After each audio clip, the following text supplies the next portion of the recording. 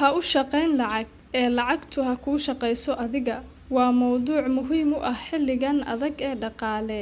Waxa uu tabanayaa sida looga baxo ciriiriga dhaqaale, hababka lacag loo sameeyo iyo ka gudbidda xayndaabka shaqaale ee lacag kooban. Dr. Ismaaciil Cali Siyaad, oo ah guddoomiyaha jaamacadda UNISO, ayaa maqaalkan sameeyay kanaalka Gal Ganacsi ayaadna ka daawanaysaan. Waxa uu Dr. Ismaaciil ku bilaabay: ha u shaqayn in aad lacag heshid si aad duruufaha noloshaada ugu xallisid. Waxba kaa xallin mayso. Lacag ha kuu shaqayso, adiguna baashaal, cibaadayso, ama bangi furo oo samee lacag.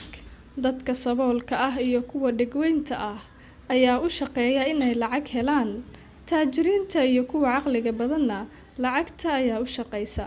Wuxuu yiri Dr. Ismaaciil: waxaa jira dhakhtar, garyaqaan, injineer, xisaabiye, bajaajle, dukaanle, iyo maqaayad la shaqeeya 10 saac maalintii, 6 ama 7 maalmood isbuucii. Waxaa jira macallin dhowr dugsi ama jaamacadood wax ka dhiga 6 ama 7 maalmood isbuucii, iyo dalaal raadinaya dhul beec ah maalin kasta.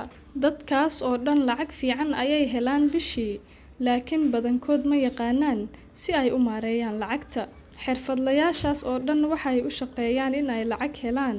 Noloshoodu waxa ay noqotay toos subaxdii shaqo u carar, duhurkii kadib mid kale u carar, waa soo dhawahay iyo been dhowr qof ku xiriiri, maqribkii ama kadibna guriga ku noqo adigoo aanan lahayn far la qabto. Berri waa sideedii. Marka bishu ay dhammaato, mushaar soo qaado, bixi biilasha iyo deenta, eber waa dhammaatay. Bisha kale waa sideedii iyo guluf cusub. Dhammaad ma leh. 4 sano kadib waa sideedii. Gulufkan aan dhammaadka lahayn, natiijo la'aanta ah waxaa la yiraahdaa tartanka dooliga. Waxaa haya dadkaas oo dhan, ayuu yiri, cabsi, rabitaan iyo hunguri weyni. Waa aqoon-yahano iyo xirfadlayaal, laakiin badankood waxa ay ka aradan yihiin fahamka sida lacagtu ay u shaqayso iyo aqoonta maaliyadda. Wuxuu intaas ku sii daray Dr. Ismaaciil: waxa ay ka cabsanayaan in ay lacag waayaan oo biilasha ay bixin waayaan, kadibna guryaha laga soo raacdeeyo. Waxa ay ka cabsi qabaan in shaqada laga eriyo ama ay ka dhammaato. Waxa ay shaqo la'aantu ula mid tahay, ayuu yiri, lacag la'aan, fashil iyo guul darro. In aysan ku dheefsan aqoontooda iyo nolol la'aan. Cabsidaas waxa ay ku dhalisay in ay raadiyaan shaqo joogto ah, xitaa haddii mushaarku uu ku yar yahay. Waxay rabaan lacag si ay u iibsadaan agab adduunyo, baabuur, moobeello iyo wixii la mid ah. Waxa ay agabka ka helayaan farxad dhalanteed ah.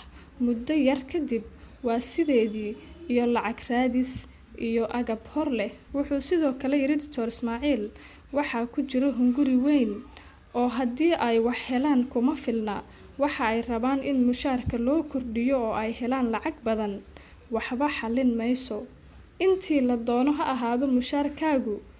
Waxaa muhiim ah in aad meel ka dhigtid iyo waxa aad ku qabatid dhigaalkaas. Wuxuu hadalkiisa raaciyay Dr. Ismaaciil: sidee looga bixi karaa tartanka dooliga? Waxaa looga bixi karaa, ayuu yiri, lacag dhigasho, maalgelin iyo ganacsi. Wuxuu sidoo kale ku daray: akhri suuradda Al-Quraysh, aayadda 1 ilaa 4, oo ah bilowga ilaa dhammaadka. Wuxuu sidoo kale hadalkiisa raaciyay Dr.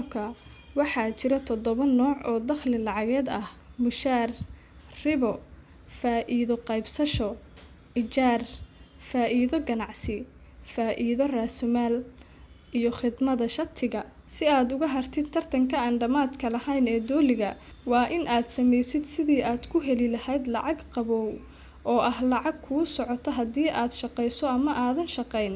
Lacag qabow waa mid aanan ku xirnayn xooggaaga, aqoontaada iyo waqtigaaga.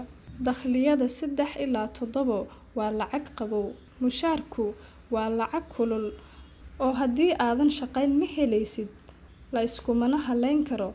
Dakhliga ribada waa xaaraan ee ka fogow. Dr. Ismaaciil Cali Siyaad ayaa qaybaha dambe ee hadalka ku soo daray talo bixin. Waxa uuna yidhi ha u noolaan in aad weligaa ahaatid shaqaale. Haddaba, 1. Baro ama kordhi aqoontaada maaliyadda. Garo sida suuqa maaliyadda ee Muqdisho uu u shaqeeyo, sida lacagta ay Soomaaliya ku soo gasho iyo meelaha ay kala aado, meesha lagu kaydiyo iyo lacagtu waxa ay tahay. 2. Samayso dhigaal lacageed. Gooy qarashka aan muhiimka ahayn. Jooji xaragada iyo fadhiga hoteelada. Jooji guurka cusubsiga ah iyo faadumo soonqaad iyo guurguurista iyo safarka badan.